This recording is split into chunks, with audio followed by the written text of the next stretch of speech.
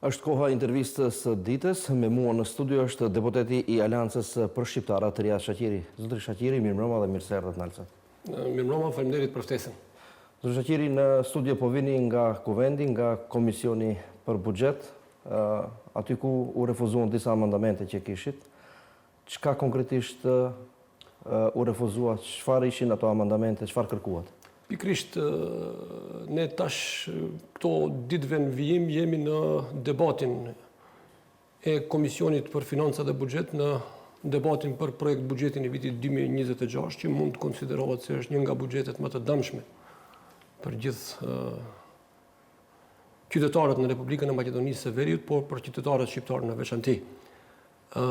Ne si grup deputetësh shqiptar kemi propozuar diku të afër të 140 amendamente, të cilët janë të rëndësisë së nevojshme për gjithë qytetarët të Republikës së Maqedonisë së Veriut, por në veçanti për qytetarët shqiptarë, sepse synimi jonë është që të mbrojmë përfaqësimin e shqiptarëve edhe në zonat rurale, edhe në ata urbane, duke marrë parasysh edhe në aspektin institucional, po edhe në ata infrastrukturor. Amendamentet e tuaja konkretisht kishin të bëjnë me komunën e Likovës? Po, kryesisht janë amendamente që i tangojnë në zonën numër D, nga ku edhe unë vit deputet, duke filluar nga Racina, fshati Mojanc, Orlonc, Grushin, fshati Mateq, fshati Hotel, Lipkov, Slupçan, Orizore. Gjithandej, mirë po gjithë to janë projekte të cilët janë të rëndësisë jetike dhe të nevojës për gjithë qytetarët që jetojnë në ato pjesë. Ne flasim për kanalizime, flasim për ujësjellje, flasim për shtretër të lumejve në fshatrat tonë, ku pjesa dërmuese e Maqedonisë, domethënë i kanë krij ato projekte kamoti. Këtu mund të thuhet se kemi një politikë diskriminuese të investimeve kryesisht në zonat shqiptare. Nuk përmend veç Lipkovën, po kemi edhe zonat e Pollogut që thjesht janë të anashkalume.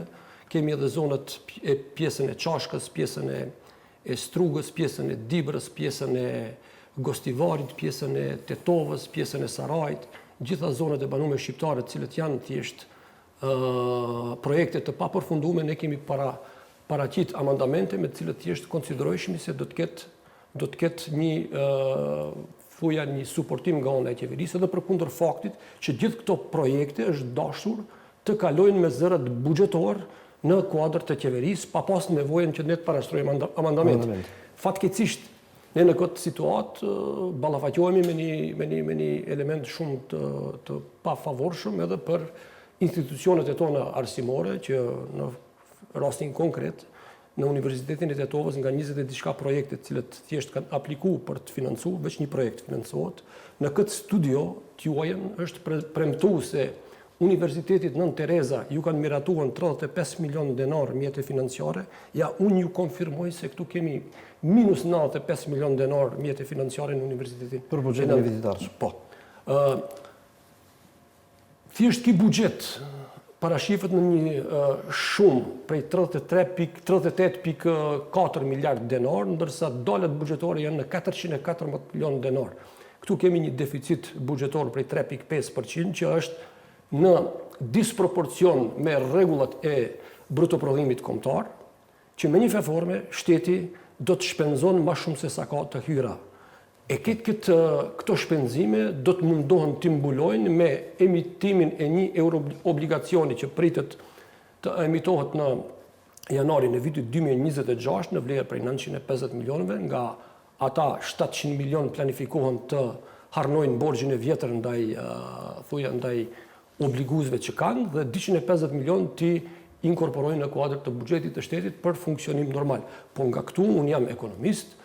Ju paralemroj se ky buxhet I shtetit nuk mund të përballon më shumë se qershorin e vitit 2026, sepse ne në atë kohë veç do të ballafaqohemi me nevojën për reformë të buxhetit. Sërish do të diskutojmë për këtë çështje. Do t'i kthemi pak fushatës zgjedhjeve politikës, pak partisë të cilën e përfaqësoni, edhe pse akoma në garë janë disa komuna, do të ketë rivotim në 4 komuna.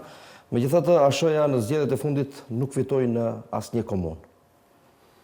Pse ky rezultat I dobët? E jeni ulur të diskutoni, të analizoni Shife, ne si Aleancë për Shqiptarët apo si Aleancë Kombëtare për Integrim në tërësi, kemi garët cilët presim në komunën në Gostivarit dhe Vrapçishtit.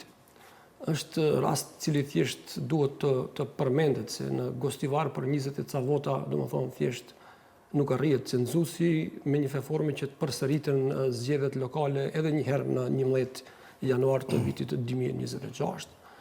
Është rast për të diskutuar sepse vetëm në Republikën e Maqedonisë së Veriut ke cenzusin në rrethin e ditë ku thjesht maltretohen qytetarët për 3 herë dalin të votojnë, edhe përkundër faktit që megjithatë kodi është i tillë. Okej, dakord jemi. Ne përflasim për rezultat konkret. Dakord jemi. Ju si Aleancë për Shqiptarët, brenda AKI-s nuk keni marrë asnjë komunë. Dakord, jemi sa i përket ligjit, por ligjet janë që të shërbejnë për qytetarët, jo për për të vënë rregullat të cilët thjesht mund të dëmtojnë qytetarët. Me një forme, kemi një diferencë prej diku 10.000 votash në Gostivar dhe në Vrapçisht kemi një diferencë votash prej 6.000 vota me sa e di, Po megjithatë prapë dështoj të zgjedhë kandidatin. Po ajo diferencë nuk mund përmbiset.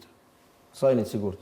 Unë konsideroj se qytetari do ta jep fjalën e vet së fundit në 11 januar. Unë konsideroj se një pjesë dërmuese e qytetarëve tonë, bashkëdhëtarëve tonë që janë me punë të përkohshme në perëndim, do të jenë këtu prezent dhe sigurisht dinë ta vlerësojnë veprimet politike që po ndodhin në Republikën e Maqedonisë së Veriut. Ju si Aleancë për Shqiptarët, krahu i Taravarit, për shkak se jeni bërë tash 3 aleanca, nuk krahu i Taravarit, jeni ulur, keni diskutuar, keni analizuar se pse e keni këtë rezultat kaq të dobët. A ju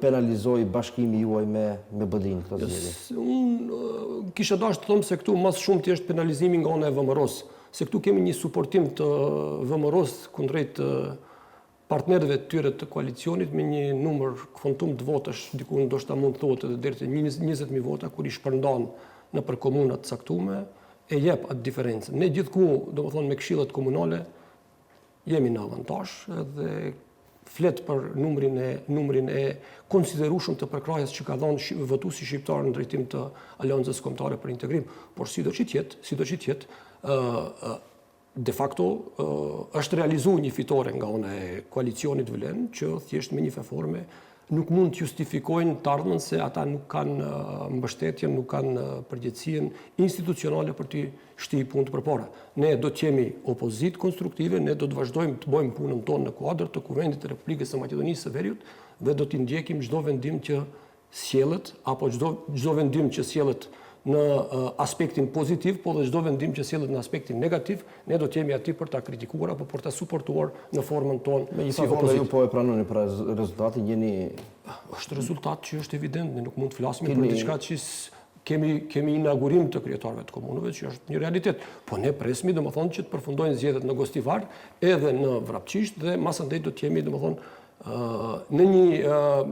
në një rishikim të situatës së përgjithshme brenda koalicionit. A jeni me Valbon Limani në Gostivar ende? Po gjithsesi. Zoti Shaqiri po i pyes për shkak se ka zëra se BD do të nxjerr kandidatë të saj në Gostivar pas gjithë këtyre zhvillimeve të fundit. Unë nuk kam kësi informata. Unë konsideroj se Aleanca Kombëtare për Integrim vazhdon të funksionon si një trup i vetëm, si një beslidhje që ishte para zgjedhjeve lokale. Beslidhje pas zgjedhjeve selë, megjithatë do të flasim pak më vonë për këtë. Unë konsideroj se ne vazhdojmë punën tonë, betejën tonë për punën në Gostivarit. Çka nëse BD do të nxjerr kandidat në Gostivar? Të shohmi. Pa pas një propozim nga ana tjetër nuk mund të flasim. Keni biseduar për këtë çështje? Janë ulur liderët Ahmeti dhe Taravani? Unë sa di, me kolegët që kemi biseduar brenda kuvendit, nuk ka thjesht një vullnet tillë për të nxjerrë kandidat në Gostivar dhe në Vrapçisht. Edhe nuk shoh të rrugës se mund të ketë një kundërkandidat nga ana e subjektit politik që është pjesë përbërëse e Aleancës Kombëtare për Integrim. Duke pasur parasysh gjitha zhvillimet e fundit politike në Maqedoni, vjen në shprehje thënia asnjëherë mos thuaj jo. Asnjëherë nuk thuhet kur. Kemi pasur edhe situata Ka indikacione të tilla apo? Nuk ka. Brenda nesh unë nuk kam vërejtë se ka një indikacion të tillë dhe ne konsiderojmë se kemi shtrenjtë dorën e bashkëpunimit për një bashkëveprim dhe besoj se ajo duhet respektohet si nga ana jonë, si nga ana e Bashkimit Demokratik për Integrim, që jemi një trup me një forme punus apo një trup bashkëveprus në zgjedhjet lokale që ishin. Një pjesë e atij trupi u shkëput nga AKI-ja. Si e vlerësoni veprimin e Nuk kisha dashur të komentoj vendimin e zotit Sela, sepse ato janë subjekt në vete dhe sigurisht vendimin që kanë sjellë në kuadër të organeve të tyre partijake. Unë konsideroj ato i kam koleg, konsideroj se bashkëveprimin politik do ta bëjnë sigurisht në opozit, pavarësisht asaj që flitet në hapësirat mediatike se mund të kalojë në qeveri apo mund të kalojë këndej. Unë njoh qëndrimet e zotit Sela edhe përkundër faktit që kemi pas një ndarje brenda nesh, po zoti Sela është konsistent në qëndrimet sa i përket vijes për cilën thjesht jemi marrë vesh. Po, megjithatë zoti Shaqiri gjatë gjithë fushatës nuk e përçuat ju si AKI atë mesazhin e unitetit apo atë beslidhje që e promovuat.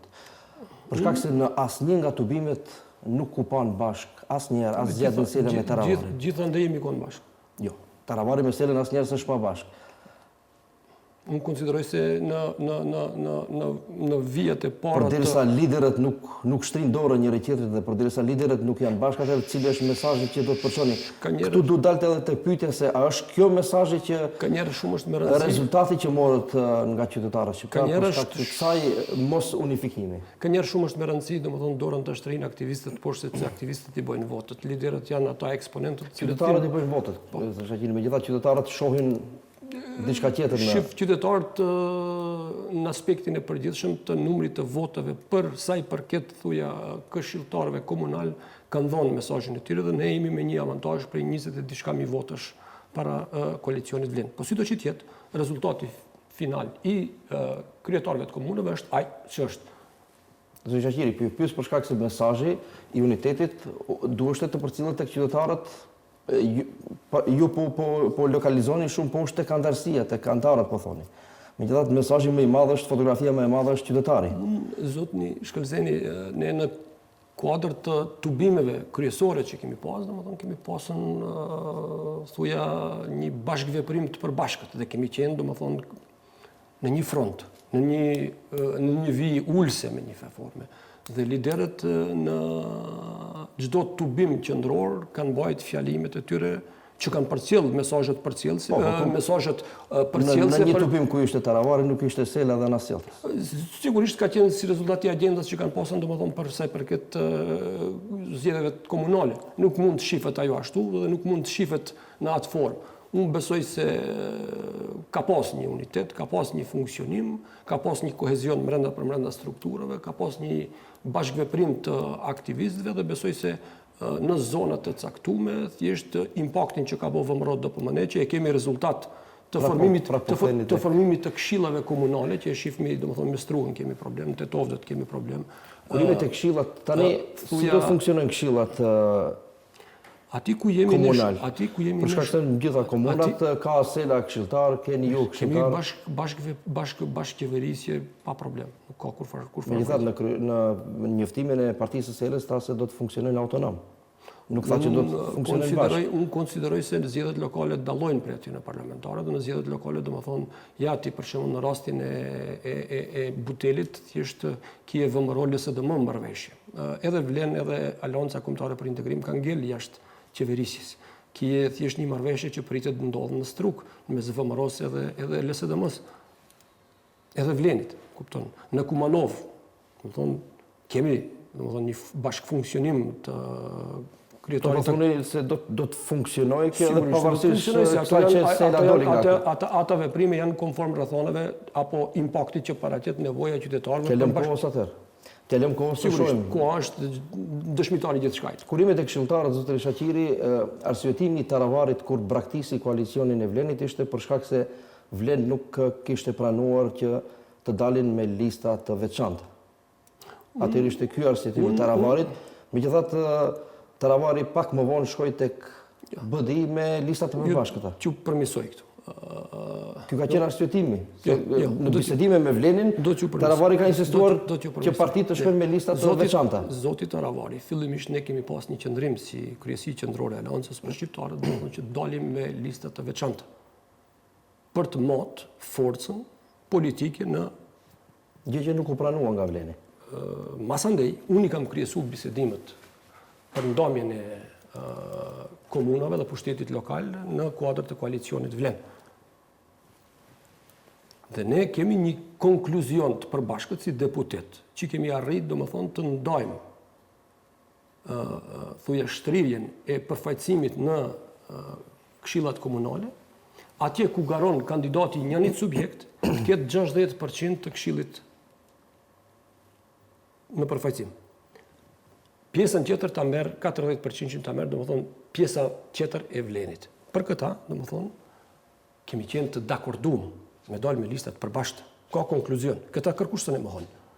Në atë takim kanë qenë gjithë deputetët e koalicionit Vlen në përbërje që kemi qenë edhe ne. Duke filluar edhe nga kryetari i kuvendit, zoti Afrim Gashi, e me radhë të poshtë. Kjo ka qenë, domethënë, një dakordim. Masandej ka lind problemi të ndamja e komunave. Sepse thuja kërkesat që kanë qenë, domethënë kanë qenë të papranueshme Për aleancën për shqiptarët. Për aleancën për shqiptarët. Dhe me një forme tendenca ka qenë, domethënë, që ne të jemi më pak të përfshim në aspekt të përfaqësimit të thuja të kryetarëve të komunave. Biles me një rast ka pasën një thonje nga një prej liderëve, ju nuk meritoni edhe ata që javë kemi ofru, po javapëm. Shif, nuk ka dhënme këtu. Nuk bisedojmë për dhënme apo për të falme. Bisedojmë për relevancë politike. Unë konsideroj se ne si aleancë për shqiptarët në kuadër të kuvendit të Republikës së Maqedonisë së Veriut, si deputet që kemi qenë, kemi bë betejën tonë. Pjesa tjetër ka qenë, domethënë, shumë pasive. Edhe sot i kemi pasiv, domethënë, në kuadër të kuvendit. Megjithatë, pavarësisht atyre gjithë bisedimeve që nuk përfunduan me rezultat konkret, ju prapë shkohet të BDI dhe prapë mbetet pas një komunë. Nuk është rezultati i përfunduar. Kemi Gostivarin, kemi Vrapçishtën që të përfundojnë ato rezultatin e parë. Përflasim për rezultatin e parë. Përderisa nuk arritet të fitoni zyrtarisht. Po, shif, ne kemi pasën një performim të jashtëzakonshëm me kandidatët tonë. Ne kemi pasën në Saraj zotin Blerant Ramadani që ka mbajtur leksion për sa i përket kampanjës zgjedhore. Ka qenë një djalë i shkëlqishëm që ka performuar në mënyrën më të mirë të mundshme. Kemi zotin Nazim Taipi që ka qenë në komunën e Arcës, thjesht që ka qenë edhe ai i jashtëzakonshëm në paraqe. Po zgjedhjet janë ato që janë, kupton. Tash ne dim se si funksionojnë zgjedhjet në Republikën e Maqedonisë së Veriut apo në Ballkan në përgjithësi dhe nuk mund të fokusohemi se ka ndodhur kjo edhe është fundi i botës. Ne jemi dakord me këtë performim të qeverisë brenda Maqedonisë së Veriut ku thjesht kryeministri i shtetit merr pjesë në takim me zotin Antonio Costa për eurointegrimet, nuk e ke prezent ministrin e eurointegrimeve zotin Orhani Murtezani. Jemi dakord ku thjesht në kuadër të 25 vjetorit të funksionimit të institucionit për sigurimin shëndetësor, ministri i shëndetësisë anashkalohet dhe nuk i jepet fjala. Jemi dakord me raportin e Komisionit Evropian që është shumë i qartë dhe shumë taksativ ku thotë se Republika e Maqedonisë së Veriut ka marrë kohë krejt tjetër. Japin instruksionet